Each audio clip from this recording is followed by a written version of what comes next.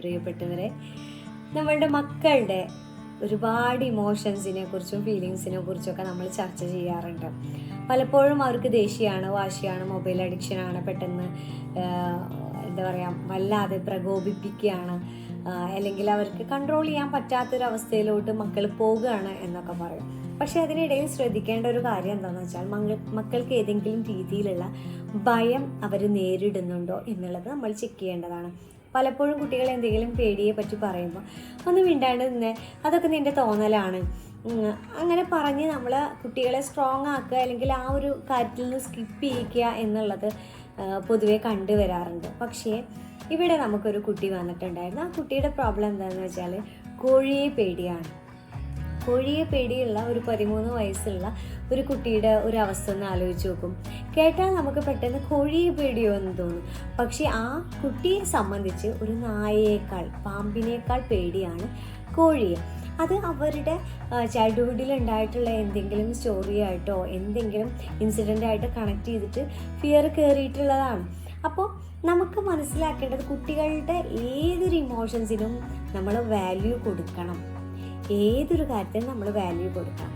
അപ്പോൾ ഇങ്ങനെയുള്ള പല ഭയങ്ങളുണ്ടാവും. ഒരുപക്ഷെ നമുക്ക് വെള്ളത്തിനോട് പേടി, ഇരുട്ടിനോട് പേടി, ചില സമയത്ത് ഒറ്റയ്ക്ക് ഇരിക്കാൻ പേടി, അങ്ങനെയുള്ള ചില രീതിയിലുള്ള പേടികൾ കുട്ടികൾ പറയുന്നുണ്ട്. നമുക്കിതിനെ എങ്ങനെ അതിൽ നിന്ന് റിക്കവർ ആക്കാം എന്ന് വെച്ചാൽ, ഒരിക്കലും പിന്നെ അവരിതിനെപ്പറ്റി പറയുമ്പോൾ നമ്മൾ അതിൽ കൂടുതൽ സ്റ്റോറി ആയിട്ട് കണക്ട് ചെയ്തിട്ടുള്ള കാര്യങ്ങൾ പറയാതിരിക്കുക. മറ്റുള്ളവരെ മുന്നിൽ വെച്ചിട്ട് മോനിക്ക് ഇരുട്ട് പേടിയാണ്, മോന് ഇങ്ങനെയാണ്, അവന് ഇരുട്ട് പേടിയാണ്, ആ വാക്കുകൾ മാറ്റുക. ഓക്കെ. പിന്നെ നമ്മൾ കുട്ടികളോട് ദേഷ്യം പിടിക്കാതെ തന്നെ ആ ഒരു കാര്യവുമായിട്ട് റിലേറ്റ് ചെയ്ത് നല്ല സ്റ്റോറികൾ പറയാം. കുട്ടികൾക്ക് എങ്ങനെയാണ് പേടി വരുന്നത്? 2 രീതിയിലാണ് മക്കളിൽ കൂടുതൽ ഭയം വരാനുള്ള സാധ്യതകളുള്ളത്. കുട്ടികൾ വലുതായി കഴിഞ്ഞിട്ടുള്ള ഭയത്തെക്കുറിച്ചാണ് ഞാൻ പറയുന്നത്. ഒന്ന് എഡ്യൂക്കേഷൻ എന്ന് പറയുമ്പോൾ നമ്മളെപ്പോഴും സ്കൂളിൽ നിന്നുള്ള പഠനം മാത്രമാണ് പെട്ടെന്ന് മനസ്സിലോട്ട് വരാം. പക്ഷെ അതല്ല, നമ്മൾ പ്രേതത്തെ കണ്ടിട്ടുണ്ടോ? ഉണ്ടോ?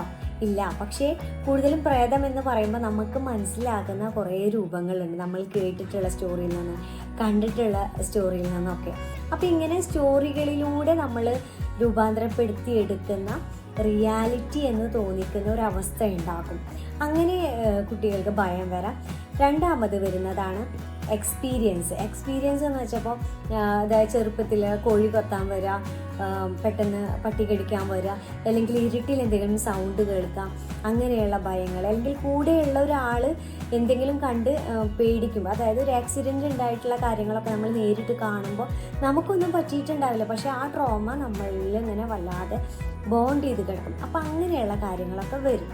അപ്പോൾ ഇതിൽ നമുക്ക് ചെയ്യാൻ പറ്റുന്നതെന്ന് വെച്ചാൽ, ഈ എഡ്യൂക്കേഷനിലൂടെ വരുന്ന ഈ ട്രോമകളൊക്കെ കൂടുതൽ നിരന്തരം ഇപ്പോൾ മക്കൾക്ക് വരുന്നത് ചെറിയ പ്രായത്തിൽ നിരന്തരമായിട്ട് നമ്മൾ കാർട്ടൂണ് കാണും, അല്ലെങ്കിൽ വീഡിയോസൊക്കെ കാണും. അതിൽ ഡിറ്റക്റ്റീവായിട്ടുള്ള വീഡിയോസ് അല്ലെങ്കിൽ അങ്ങനെയുള്ള വീഡിയോസിലൊക്കെ കൂടുതലും ഈ ഇരുട്ട്, ഭയം അങ്ങനെ കണക്ട് ചെയ്തിട്ടുള്ള ഒരുപാട് സ്റ്റോറികൾ വരുന്നുണ്ട്. അപ്പോൾ നമ്മൾ ബുദ്ധിപൂർവ്വം അതെല്ലാം കട്ട് ചെയ്യുക. കുട്ടികളെ ചീത്ത പറഞ്ഞിട്ടല്ല, അത് ചെറുപ്പത്തിൽ തന്നെ അത് കട്ട് ചെയ്യുക. ഒരുപാട് കുട്ടികളിൽ ഉണ്ടാവുന്നതാണ്.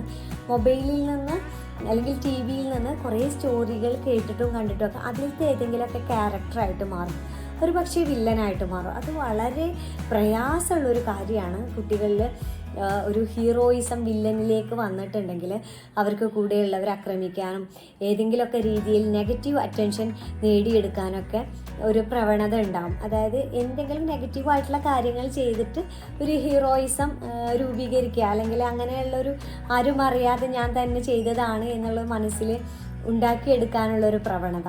മറ്റൊരു കാര്യം എന്താണെന്ന് വെച്ചാൽ പിന്നെ ഗെയിമിംഗ് ആണ്. ഗെയിമിങ്ങിൽ എന്താണ് പറയുന്നത്? അവിടെ നമ്മൾ ജയിക്കാനുള്ള മത്സരയോട്ടാണ്.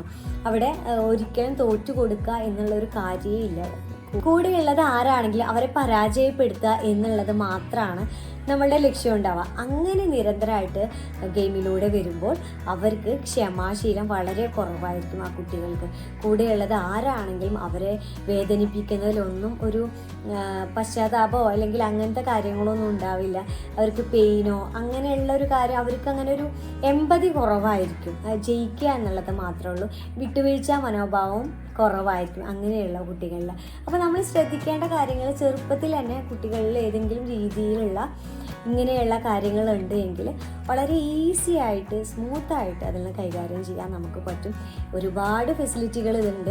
നമുക്ക് പാരൻസിനെ ഹാൻഡിൽ ചെയ്യാൻ പറ്റാത്ത സിറ്റുവേഷൻ ആണെങ്കിൽ നിങ്ങളുടെ അടുത്തുള്ള ഏറ്റവും നല്ല ചൈൽഡ് സൈക്കോളജിസ്റ്റിനെ കണ്ട് അവർക്ക് വേണ്ട നിർദ്ദേശങ്ങളിലൂടെ ഒരുപാട് ടെക്നിക്കുകളിലൂടെയൊക്കെ കുട്ടികളുടെ ഇങ്ങനെയുള്ള പ്രോബ്ലംസ് നമുക്ക് സോൾവ് ചെയ്യാവുന്നതാണ്.